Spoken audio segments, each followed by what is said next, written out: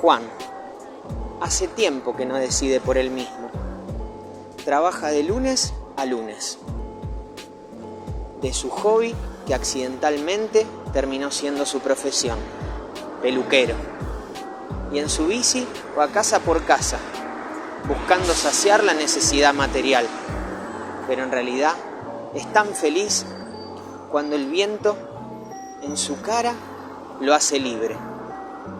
Las calles, las mañanas, las tardes, la lluvia, el sol, el granizo, el barro, las noches, el cielo, el barrio, la gente y el pedaleo constante.